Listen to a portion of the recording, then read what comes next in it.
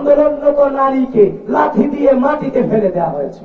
আপনারা দেখেছেন, আপনারা দেখেছেন, আপনারা দেখেছেন। তাদেরকে যখন ছাড়িয়ে আনা হলো একটি নির্দিষ্ট গোষ্ঠী, তাদেরকে ফুলের মালা দিয়ে বরণ করে দেওয়া হয়েছে। কথা ছিল, কিন্তু দুঃখজনক হলেও ব্যাপারটা সত্য। আজকে আমরা এখানে দাঁড়িয়ে গণ অভ্যুত্থান পরবর্তী সময়ে বাংলাদেশে, নতুন বাংলাদেশে আমার একজন বোনের হেনস্থার শিকার হওয়ার জন্য আজকে আমাকে প্রতিবাদ করতে হচ্ছে। প্রিয় বন্ধুগণ, এই 5 আগস্ট সংগঠিত হওয়ার পিছনে আজকে আমার ঢাকা বিশ্ববিদ্যালয়ের বোনগুলো যদি ভূমিকা না রাখত, আমার এই বোনেরা যদি ভূমিকা না রাখত, তাহলে কিন্তু আজকে বাংলাদেশে পরিস্থিতি নিঃসন্দেহে ভিন্ন হতে পারে। আমি অনুধাবন করি সেই সময়টাতে, যে সময়টাতে 15 তারিখ হামলার পরে, 15 জুলাই হামলার পরে আমার বোনরা যখন ভিসি চত্বরে রক্তাক্ত হচ্ছিল, আমার এখনো আমার কণ্ঠে বাজে, কানে বাজে আমার বোনের সেই কণ্ঠস্বর, ভাই আমাদেরকে নিয়ে যান সেই ভিসি চত্বরে। আমার বোনদের সেই রক্তাক্ত হওয়া গোটা বিশ্ব ঢাকা বিশ্ববিদ্যালয়ের পাশে দাঁড়িয়েছিল, বাংলাদেশের মানুষের পাশে গোটা বিশ্ব দাঁড়িয়েছিল আমার বোনদের সেদিন রক্তাক্ত চেহারার উপর দাঁড়িয়ে।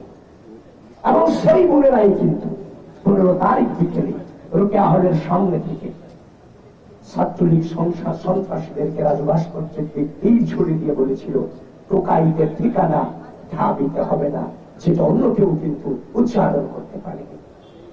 16 তারিখ রাত, 17 তারিখ রাত, সেই রাতগুলোতে রোকেয়া হল, ফজিলাতুন্নেসা মুজিব হল, ওয়েবমূর্তি হল, কবি সুফিয়া কামাল হল, শামসুন নাহার হল, এই হলগুলো থেকে ভেসে আসছিল ভক্তির মন্দির সোপানে করে কত প্রাণ হলো বলিদান দেখা আছে অস্ত্র। আমার ভাইয়ের রক্ত বৃথা যেতে দেব না, আমার ভাইয়ের উপর হামলা কেন, প্রশাসন জবাব চাই। সেদিন রাতে আমরা যখন নিরস্ত্র ছিলাম, আমাদের যখন কোনো অবস্থানই ছিল না, যখন আমরা চিন্তা করছিলাম যে কালকে কিভাবে আন্দোলনটাকে আমরা গোড়াপত্তন করব, ওই সময়টাতে এই হলগুলো থেকে যখন আমাদের বোনদের প্রতিবাদী কণ্ঠস্বর ভেসে আসছিল, আমাদের বোনদের এই কণ্ঠস্বর ছিল আমাদের একমাত্র পরের দিনে রাজপথে বের হওয়ার সাহস। বন্ধুগণ, এই ক্যাম্পাসের মাটিতে 5 আগস্ট পরবর্তী সময়ে আমরা দেখতে পেলাম একের পর এক আমাদের নারীদেরকে নিয়ে, নারী শিক্ষার্থীদেরকে নিয়ে নানান ধরনের মত করা হয়েছে, নানান ধরনের কুরুচিপূর্ণ মন্তব্য করা হয়েছে।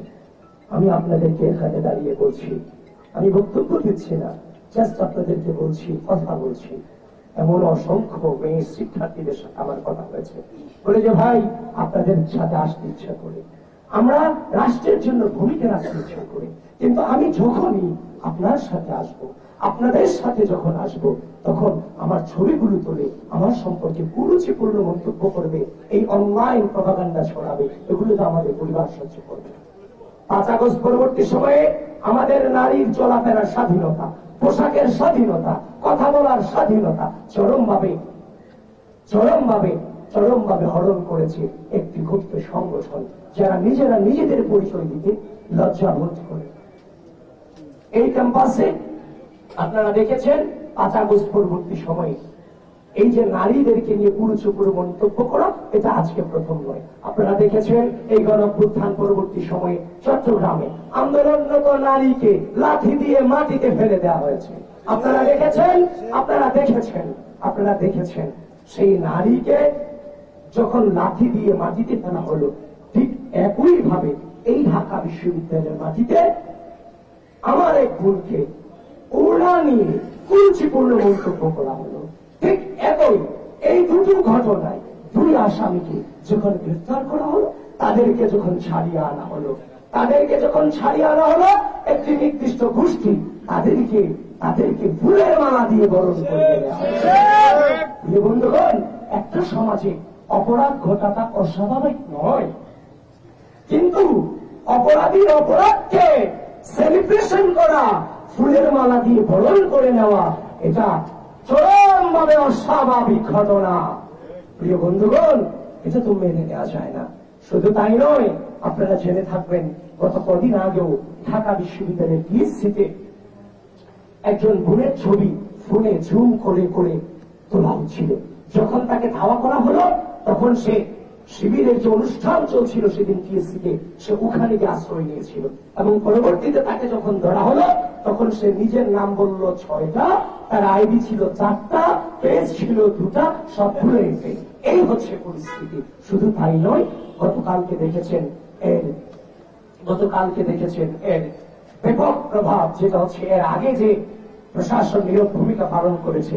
গতকালকে দেখেছেন এরই ফলশ্রুতিতে আলী হোসেন নামে একজন ব্যক্তি ঢাকা বিশ্ববিদ্যালয়ে পড়ুয়া আমাদের একজন সহপাঠীকে নিয়ে গণধর্ষণের পদযাত্রার ঘোষণা দিয়েছে।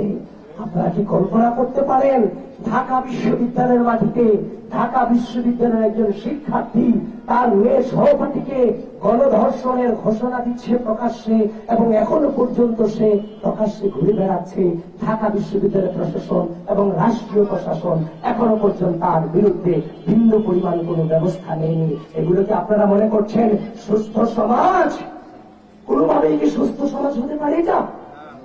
প্রিয় বন্ধুগণ, ঢাকা বিশ্ববিদ্যালয় প্রশাসন এবং রাষ্ট্রীয় প্রশাসন আপনাদেরকে উদাত্ত আহ্বান জানাচ্ছি, অতি অল্প সময়ের মধ্যে এই আলী হোসেন নামক এই কুলাঙ্গারকে আপনারা গ্রেফতার করবেন এবং একাডেমিক ভাবে তাকে শাস্তির আওতায় নিয়ে আসবেন।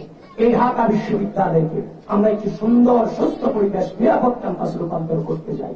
এই ক্যাম্পাস তখনই নিরাপদ হবে যখন এই ক্যাম্পাসের প্রতি ইঞ্চি মাটি আমার বোনের জন্য নিরাপদ হবে, আমাদের শিক্ষার্থীদের জন্য নিরাপদ হবে।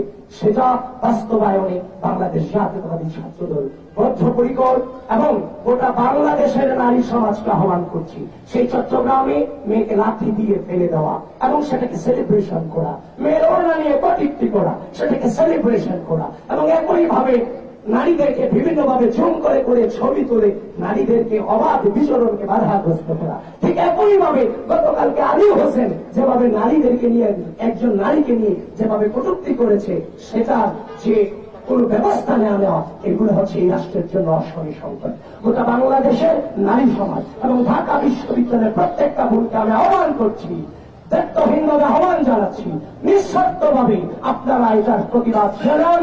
এই ঢাকা বিশ্ববিদ্যালয়ের মাটিতে আমার বোনদের নিরাপদ ক্যাম্পাস গড়ে তোলার জন্য বাংলাদেশ জাতীয়তাবাদী ছাত্রদল বদ্ধপরিকর এবং সেটাকে ইনশাআল্লাহ আমরা বাস্তবায়ন করব। এবং তারই সাথে আরেকটা জিনিস আমি এড করে দিচ্ছি, ডাকসু নির্বাচনকে বানচাল করার জন্য ইতিমধ্যে বাংলাদেশ জাতীয়তাবাদী ছাত্রদল এই প্যানেলে এবং বাংলাদেশ জাতীয়তাবাদী ছাত্রদলের প্যানেলে প্রার্থীদেরকে রাজনৈতিকভাবে মোকাবেলা করতে ব্যর্থ হয়ে বিভিন্নভাবে অনলাইন বিভিন্নভাবে প্রপাগান্ডা ছড়ানো হচ্ছে। প্রিয় দেশবাসী এবং ঢাকা বিশ্ববিদ্যালয়ের শিক্ষার্থীবৃন্দ, আপনারা সচেতন থাকবেন। ডাকসু নির্বাচন যথাসময়ে অনুষ্ঠিত হবে। গতকালকে আমরা যে মতটা দেখেছি, যে পরিকল্পিত মতটা আমরা দেখেছি, আমাদেরকে পরিকল্পিতভাবে যেভাবে বিশ্ববিদ্যালয়ে উত্তপ্ত করা হয়েছে, এটা নিয়ে প্রিয় সাংবাদিক বৃন্দ আপনাদেরকে বলছি, আপনারা অনুসন্ধান করুন। একজন প্রার্থিতার বৈধতা নিয়ে চ্যালেঞ্জ করা হয়েছে। যদি সিদ্ধান্ত আসে তাহলে প্রার্থিতার বৈধতা অবৈধতা নিয়ে সিদ্ধান্ত আসবে। সেখানে গোটা নির্বাচন প্রক্রিয়াকে স্থগিত করা পরিকল্পিত মনে হয়েছে আমাদের কাছে। পরিকল্পিতভাবে গোটা নির্বাচন প্রক্রিয়াকে, প্রার্থীর সাথে গোটা নির্বাচন প্রক্রিয়াকে প্রশ্নবিদ্ধ করার মধ্য দিয়ে গোটা ঢাকা বিশ্ববিদ্যালয়কে পরিকল্পিতভাবে গোটা ঢাকা বিশ্ববিদ্যালয়কে অস্থিতিশীল করার অপচেষ্টা চালানো হয়েছে। যেখানে আমরা আশা রাখছি তাদের সিনিয়রদের এখানে আমরা তাদের যে সিনিয়র তাদের